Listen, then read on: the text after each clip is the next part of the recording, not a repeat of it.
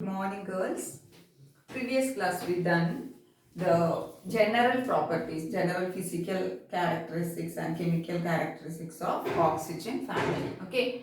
So today is oxygen. Today we are discussing about the properties of oxygen and its reactions, etc.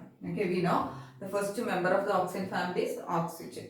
So oxygen we can call it as dioxygen. Why it is known as dioxygen? Because oxygen containing two atoms. Okay. So it is a diatomic, that is why dioxygen. Oxygen or dioxygen you can call it. Okay. First we are moving to the preparation. Very easy preparations. First KClO3, that is potassium chlorate. By heating potassium chlorate, it will decompose to KCl plus oxygen. KCl means potassium chlorate plus oxygen. Then second method, by the decomposition of hydrogen peroxide in presence of MnO2 as the catalyst. This equation, this reaction also MnO2 is using as the catalyst. We will get water plus oxygen. Very easy.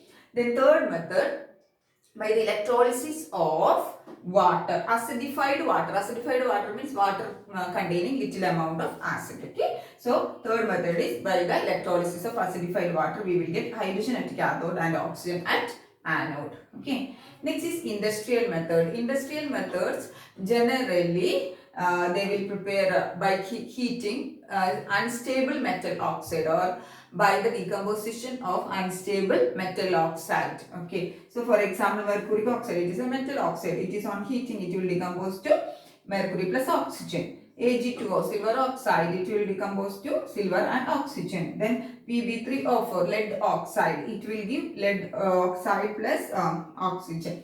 It is actually lead 2 3 oxide. Okay. Okay. So it simply we can call it as lead oxide. Okay. So it will give PbO plus O2. Then PbO2, lead dioxide, it will decompose to lead monoxide plus oxygen. So these are all not very much important. Okay. Then industrially from air also we can prepare. Okay. How means air containing oxygen, nitrogen, carbon monoxide, everything is there. Okay. So first we have to remove the carbon dioxide and water vapors from the air. Then the remaining gas we have to cool and liquefy it. Okay. And we will get nitrogen and oxygen. Okay. So these are the main methods. First potassium chloride, then hydrogen peroxide, then from the by the electrolysis of acidified water, then from the decomposition of unstable metal oxides, then from air. Okay. Then what are the physical properties of oxygen? Oxygen is colorless, odorless, tasteless gas. Okay. And it is not easy to liquefy. Okay. And if you are after liquefying, it will have a which color? Pale blue color. It is actually colorless, but when we liquefy, it will get a pale blue color with boiling point minus 90 Kelvin. Minus 90 Kelvin. Okay. And again, if you are lowering the temperature, it will become a what is that, light blue solid having melting point 55 Kelvin. Okay. And it is little bit heavier than which one? Air. It is little bit heavier than air. And it is slightly soluble in water. It is not very much soluble in water. Okay. But it is highly soluble in pyrogalol. Pyrogalol, it is an organic compound in alcohol chapter. It is coming. Pyrogalol means benzene ring with 3 OH group. Okay. So it is readily soluble in which one? Pyrogalol. And it is mainly having 3 isotopes, that is O16, O17 and O18. Isotope means what? Same atomic number. Atomic number is 8 only, but mass number is different. Okay.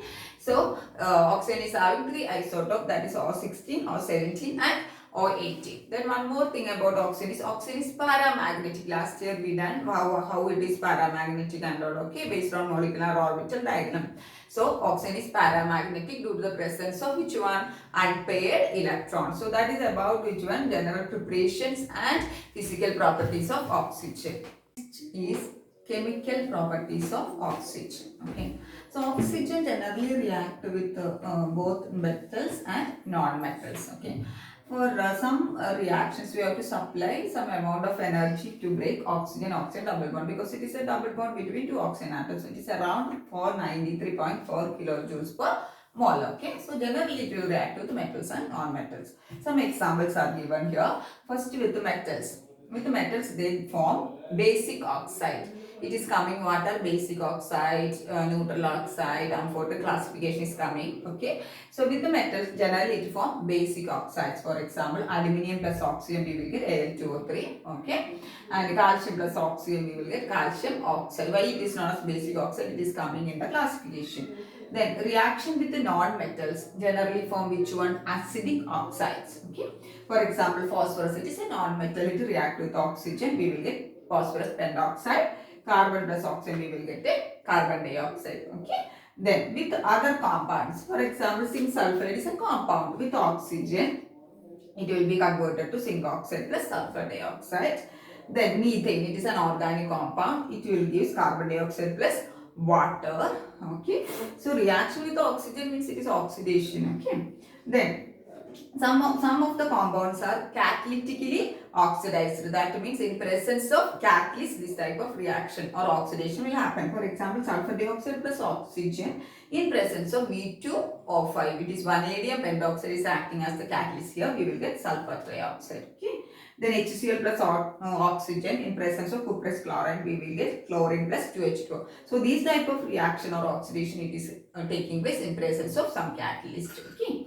Then next is formation of neutral oxides. Neutral oxides means it is neither acidic nor basic.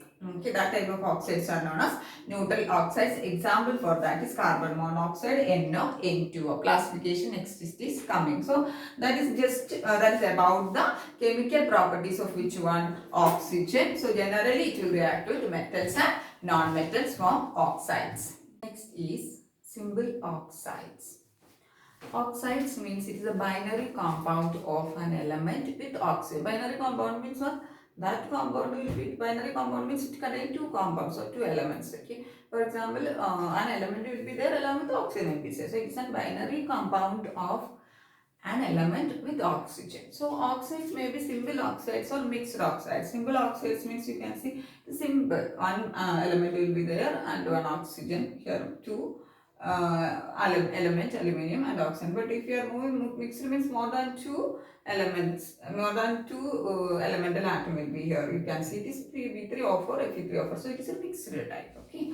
So simple oxides are again classified into acidic, basic, amphoteric and neutral. Okay. So acidic oxides means they react with water to form acid. Okay. When they dissolved in these acidic oxides dissolved or reacted with water, what we will get? Acidic substance. So acid we will get. That is why it is known as acidic oxides. For example, sulfur dioxide. It will dissolve in water. We will get sulfur H2SO3. Okay. Sulfurous acid. Then carbon dioxide dissolved in water. We will get carbonic acid. N2O5 means nitric acid. So generally, acidic oxides means they will give acid with water when react with water. Okay. So usually we know sulfur. It is which one? Usually we know sulfur. It is which one? It is non-metal. Okay. And chlorine also non-metal. And carbon also which one? It is also non-metal. So generally non-metal oxides are known as which one? Acidic oxides. But some exceptions are there like nitrogen, Mn2O7. Okay. And chromium trioxide, vanadium pentoxide. These are manganese, chromium, vanadium, etc. are metals, but they are also forming acidic oxides. Okay. So metals with higher oxidation state form which one? Acidic oxides also. So generally common which one? Non-metals are forming acidic oxide, but some metals with higher oxidation states also form which one? Our acidic oxides. For example, in Mn2O7, manganese having plus 7 and CrO3 in chromium is having plus 6 and vanadium pentoxide, vanadium is having plus 5. So they are in higher oxidation states. Okay. So metals with higher oxidation states also form which one? Acidic oxides. Then next is basic oxides. Basic oxides, generally metals are forming basic oxides. Calcium oxide, it will dissolve into basic oxides means it will react with the water, what will form? Basic substances are formed, or it react with the water, form alkalis. Okay. For example, calcium oxide react with the water, form calcium hydroxide. It is a basic substance. Okay. then Na2O, BaO, etc. are the other example for basic oxide. So generally basic oxide react with water form basic substances. Okay, so metals are forming basic oxide.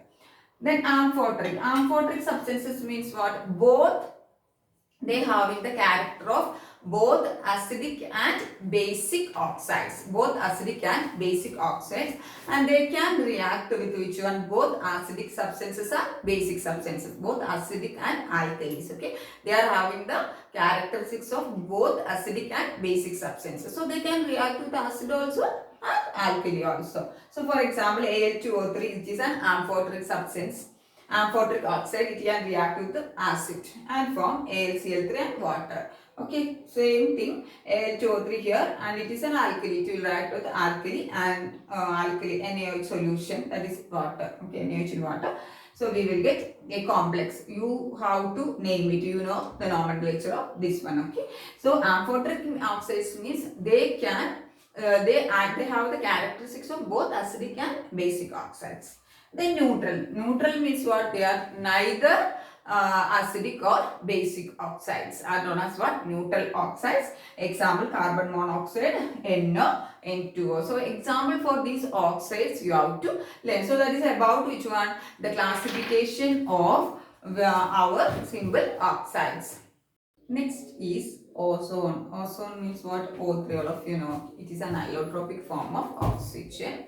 Okay, it is found in the topper layer of the atmosphere, upper layer of the atmosphere, that is in stratosphere, that is around 20 kilometer upper above the atmosphere. Okay, and it is formed by the reaction of UV radiations with oxygen. Generally, it will form by the reaction of UV radiation with oxygen, and it protects us from UV radiation, because you know UV radiation leads to cancer and many skin problems, etc. Okay. And that is how we can prepare laboratory. We want to prepare ozone means how in atmosphere it will prepare by the reaction between which one? Our UV radiations and oxygen. But how we can prepare ozone? Okay, ozone is prepared by passing pure, cold, dry oxygen. Okay, oxygen by passing electric discharge, by passing silent electric discharge through very pure, cold and dry oxygen in an apparatus known as ozonizer. What is the name of the apparatus? Ozonizer. So bypassing silent electric discharge through pure, cold and dry oxygen in an apparatus that is known as ozonizer. So according to this equation, we are preparing the ozone. Oxygen, electric discharge, we will get ozone. With the heat energy, it is an endothermic reaction, and the heat energy produced is plus 142 kilojoules per mole. Okay, so what is an ozonizer? Ozonizer is an apparatus used to prepare ozone. Okay, and we have to pass the silent electric discharge because it is an endothermic reaction. Because of that, what will happen? The decomposition of ozone may happen. Okay, so we have to pass the silent electric discharge through which one? Pure, cold, dry oxygen in an ozonizer. Okay, what is ozonized oxygen? Ozonized oxygen means it is a mixture of oxygen plus ozone. Ozone is 10%. Okay, so it is a mixture containing oxygen plus ozone. Ozone is 10%. That is known as what? Ozonized oxygen. Okay. So what are the properties of ozone? Ozone means we know what is it absorbs UV radiations and protects us from UV radiations. Okay. Then it is generally a blue gas and irritating smell it is having. If we inhale it more, what will happen is nausea, vomiting, etc. It will happen. Okay, it leads to that nausea, vomiting, etc. And it is more soluble in water than oxygen. We know oxygen is less soluble, but ozone is more soluble than oxygen in water. Okay, around 49% we can dissolve in water. Okay, and if we liquefy this ozone, we will get a which color? Deep blue color. Okay, deep blue color. If it was gas at that time, it was blue color, but if it is liquefied, that liquid will have which one? Deep blue color, and it is having that liquid will have the boiling point 385 Kelvin. Okay. Then again, if we reduce the temperature, we can solidify the ozone with which color? Violet crystals. Okay. What is the color? Violet crystals, and having the melting point 80.6 Kelvin. So that is about which one? The physical properties. In this, the preparation of ozone using ozonizer is important, and what is ozonized oxygen is important. Clear, all of you? Next is the chemical properties of ozone. Okay. So first one is decomposition. Decomposition means it is always having a tendency to undergo decomposition. Okay. So pure ozone decompose at 573 Kelvin to give oxygen. And the decomposition of pure oxygen is highly explosive. But if the ozone mixed with oxygen, that is known as ozonized oxygen, I told you, ozone, that is 10% ozone plus oxygen. So ozonized oxygen, the decomposition of ozonized oxygen is very slow process. Okay, but the pure ozone will undergo decomposition explosively. Okay, and this decomposition, if you want to accelerate, means you can use MnO2CO as the catalyst. Okay. Then oxidizing property. Ozone is a good strong oxidizing agent. Due to this reaction, they can ask, ozone is a strong oxidizing agent. What is the reason? Reason is ozone is decomposed to give oxygen plus nascent oxygen. Nascent oxygen means, that is within square bracket I wrote, that is known as nascent oxygen. It is highly reactive. Nascent oxygen is highly reactive. So whenever any compound or anything is react with ozone, first it will be converted to the oxygen and nascent oxygen. So the oxidizing property of ozone is due to the formation of which one? Nascent oxygen. Example, lead sulfate oxidizes lead sulfide to lead sulfate. PbS plus O3 gives PbSO4 plus oxygen. So lead sulfide to lead sulfate. Okay. Then it oxidizes. I minus means was iodide. Iodide to iodine. Okay. So they can ask write two equations to show the oxidizing property of ozone. Okay. So these two equations you can write. Then next it is coming to that is the chemical properties. Next it's quantitative estimation. How we can estimate the amount of ozone. Okay, how we can estimate the amount of ozone. That is not a quantitative estimation. Means how much amount. How we can estimate the ozone present in a given sample. Okay, so what we have to do is ozone we have to treat with react with potassium iodide, excess potassium iodide solution. So oxygen, ozone present in a sample. Okay, so ozone we have to treat with excess Ki solution buffered with borate buffer. What is the name of buffer? Borate. Borate. It is a buffer of boric acid. Okay. So what we have to do? We have to take the ozone and it is treated with excess potassium iodide solution buffered with borate buffer solution. Why we are adding borate buffer solution? Buffer solution means what is? It is having the ability to retain its pH. Okay. So if you are adding borate buffer to this mixture of ozone and potassium iodide, what will happen? It helps to maintain the pH of that solution. Okay. So ozone is treated with excess potassium iodide solution buffered with borate buffer. So after the reaction, iodine gas will be liberated. That iodine gas we have to titrate again sodium thiosulfate Na2H2O3 taken in a burette. So burette we have to take which one? Our Na2H2O3, that is known as sodium thiosulfate. So we will get a titer value from the burette, right? Usually we know how to take the titer value. Using that burette reading or titer value, we can calculate the amount of ozone using calculations. Calculations and all, it is not there in your syllabus. Only you have to know how the procedure. Okay. So what you have to do? Ozone is treated with a excess Ki solution buffered with borate buffer. Iodine gas will be liberated. That liberated iodine gas we have to treat with which one? Na2H2O3, standard Na2H2O3 taken in a burette. So we will get a burette reading or titer value. Using the titer value, we can calculate the amount or estimate the amount of ozone present in a sample. Okay. Then we know what is ozone depletion. What is the meaning of ozone depletion? All of you know the term ozone depletion. Okay. That is what the ozone layer destruction, the decomposition of which one? Our ozone layer.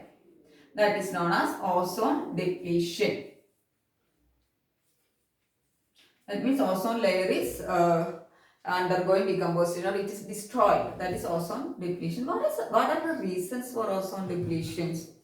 Okay, it is mainly due to the oxides of nitrogen. It is mainly due to the oxides of nitrogen, especially nitric oxide, that is NO, especially which one? NO, nitric oxide, released from supersonic jet airplanes. Okay, supersonic jet planes. Okay, so there it will be released, which one? Nitric oxide will be released, and also from industry. It will produce as a byproduct. Okay, so that nitric oxide react with which one? Our ozone, and convert that ozone into NO2 plus oxygen. Okay, so first cause is which one? Oxide of nitrogen, which one? That is nitric oxide produced from supersonic jet airways and also from some industries. Okay, so this is the reaction. They can ask what is the reason for ozone depletion. First one is nitric oxide. Second one is usually we know freons produced from refrigerator and aerosol spray. Okay, so freons means it is CCl2, chlorofluorocarbons are known as freons. Okay, it we are using, it is produced in the refrigerators. Okay, and aerosol spray, it is coming in surface chemistry, it is a colloid. Okay, so we will discuss there. Okay, so what are the causes for? First one is due to nitric oxide, second is freons, and third one is aerosol spray. So what are the reasons? One more question they can ask. Last year I think they asked what is the reason for ozone depletion. Okay, the last is the structure of ozone. Okay, structure of ozone is the studies reveals that the bond length in ozone, it is 127.8 picometer. Ozone means it is containing how many oxygen atom?